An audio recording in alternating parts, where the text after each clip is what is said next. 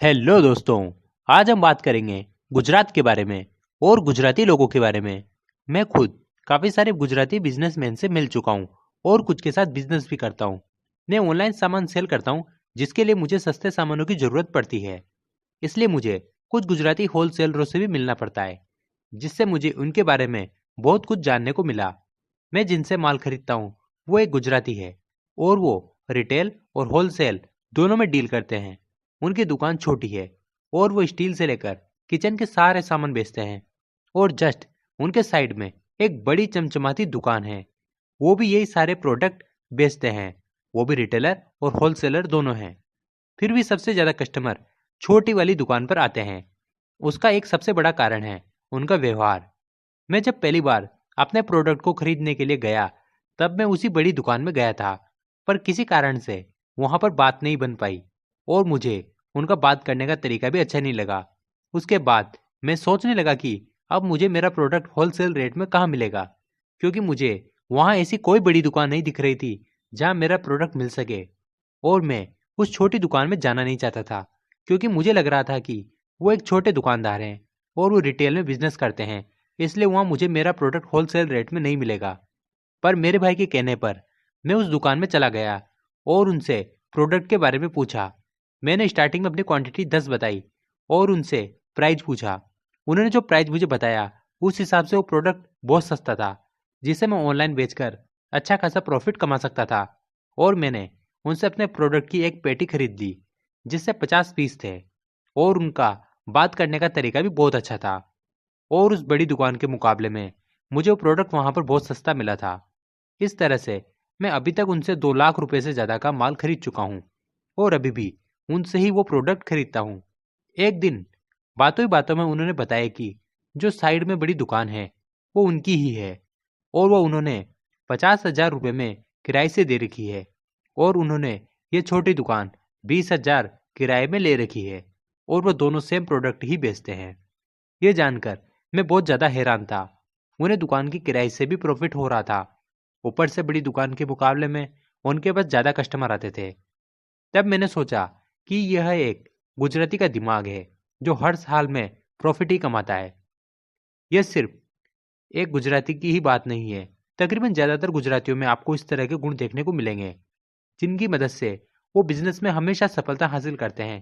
यही रीजन है कि गुजरात आज दूसरे सभी स्टेट से इकोनॉमिक ग्रोथ के मामले में बहुत आगे है। वैसे तो गुजरात भारत का एक राज्य है, पर गुजरात अपने आप में एक देश भी है। ऐसा माना जाता है कि अगर गुजरात एक अलग देश होता तो वो चाइना और साउथ कोरिया के बाद तीसरी सबसे बड़ी फास्ट ग्रोइंग इकोनॉमी वाला देश होता। गुजरात की 5% पॉपुलेशन है हमारे देश की, पर फिर भी जब बात आती है एक्सपोर्ट की तो देश का एक चौथाई एक्सपोर्ट गुजरात करता है। देश का एक चौथाई कॉटन गुजरात में प्रोड्यूस हो रहा है। एक चौथाई दूध देश का गुजरात से निकल रहा है। दुनिया के 10 में से 8 डायमंड सूरत में पॉलिश होते हैं। 1980-81 में यह टॉप 10 में बड़ी मुश्किल से आता था, पर आज यह देश का तीसरा सबसे पावरफुल राज्य है। आज गुजरात मोस्ट प्रॉफिटेबल इकोनॉमी वाला स्टेट बन चुका है। आज देश के सबसे बड़े एसीजेड यही हैं। चाहे बात रोड की कनेक्टिविटी की हो या पूरे गुजरात में इलेक्ट्रिफिकेशन की, इसमें गुजरात बहुत आगे जा चुका है। गुजरात बिजली के मामले में सर प्लस स्टेट है।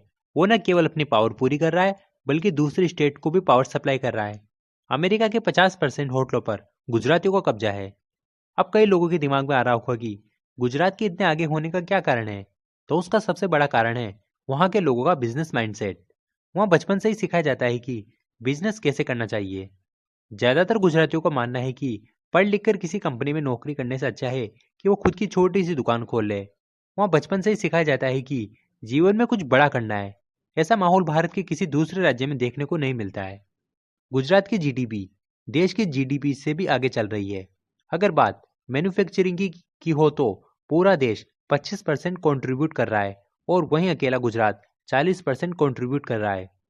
सेंट्रल गवर्नमेंट की सब्सिडी पर गुजरात बिल्कुल भी निर्भर नहीं है। 35% refined petroleum product Gujarat produce कर रहा है।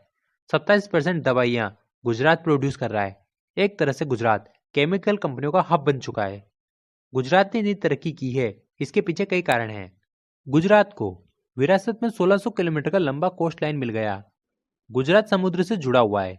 इतना लंबा कोस्ट लाइन पूरे भारत में किसी के पास भी नहीं है। इसी वजह से गुजरात में व्यापार का माहौल सदियों से बना हुआ है। ये सिर्फ आज की बात नहीं है।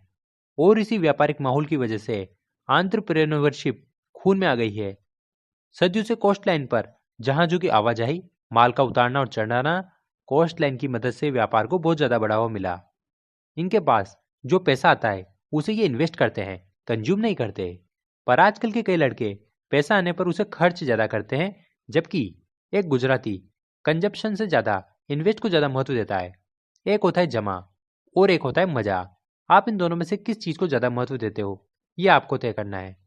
गुजराती जमा ज्यादा करता है, मजा कम करता है।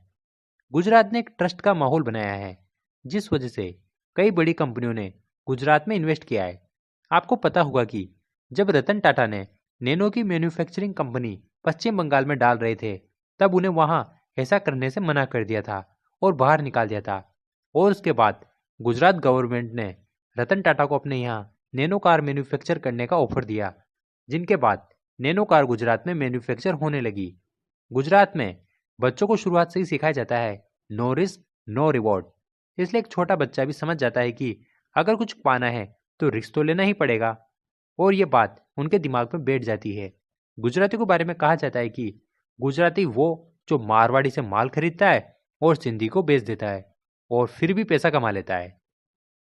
मारवाड़ी से सस्ता माल खरीदना और सिंधी को महंगा बेचना इतना आसान नहीं होता, पर यह कारनामा सिर्फ एक गुजराती कर सकता है। गुजराती कॉस्ट ऑप्टिमाइजेशन पर बहुत ज़्यादा ध्यान देते हैं। वो डिस्काउंट लेने पर यकीन करता है। उनका मानना है कि जितना हो सके उतना पैसा बचाओ, क्योंकि पैसा बचाना भी एक तरह की कमाई है। क्योंकि आप जो पैसा बचाओगे उसका इस्तेमाल आप दूसरी चीज़ें खरीदने में या दूसरे कामों में कर सकते हो। आज इंडिया में हर कोई स्टार्टअप की बात कर रहा है, पर गुजराती लोग सालों से स्टार्टअप कर रहे हैं। उनके दिमाग में यही रहता है कि कुछ नया करना है। गुजराती लोगों की सोच होती है कि आप अपना सपना खुद पूरा कर लो, वरना कोई आपको नौकरी पर रख लेगा अपना सपना पूरा करने के लिए। गुजराती लोग जिस फील्ड में घुस जाते हैं उस फील्ड में वो सबसे ऊपर आने के लिए दिमाग और मेहनत दोनों लगाते हैं। वैसे तो काफी सारे गुजराती लोगों ने अलग अलग फील्ड में बहुत नाम कमाया है, पर कुछ गुजरातियों ने पूरी दुनिया में अपने झंडे भी गाड़े हैं, जैसे महात्मा गांधी, वल्लभ भाई पटेल, मोहम्मद अली जिन्ना, विक्रम साराभाई, अजीज प्रेम जी, धीरूभाई अंबानी, मुकेश अंबानी, गौतम अडानी, नरेंद्र मोदी, मुरारी बापू, इरफान पठान, रतन टाटा। इस तरह के बहुत सारे नाम हैं। इंडिया की फोर्ब्स की लिस्ट हो या दुनिया की लिस्ट हो, उसमें पूरा देश एक तरफ और गुजरात एक तरफ। 50% अरबपति हमारे देश में गुजरात से आते हैं, बाकी के पूरे देश से। अमेरिका में रह रहे एक गुजराती की इनकम एक अमेरिकन के मुकाबले में 3 गुना ज़्यादा है। गुजराती लोगों ने अमेरिका में भी अपना डंका बजा रखा है। गुजराती अपनी लर्निंग पर ज़्यादा फोकस करता है, क्योंकि जितनी लर्निंग होगी उतनी ही अर्निंग होगी। इसलिए वो अपनी जीभ के स्वाद से ज़्यादा अपनी बुद्धि पर इन्वेस्ट करता है। गुजराती लोगों की सक्सेस का सबसे बड़ा कारण उनकी आगे बढ़ने की मेंटेलिटी है। तो दोस्तों, यह थी गुजरात और वहाँ के लोगों की केस स्टडी। इससे आपको अंदाजा हो गया होगा कि गुजराती बिजनेसमैन इतने ज़्यादा सफल क्यों होते हैं। वीडियो देखने के बाद आप अपने विचार हमें कमेंट में जरूर बताएं। और आपको वीडियो पसंद आया हो तो वीडियो को लाइक करो और अपने दोस्तों के साथ शेयर करो।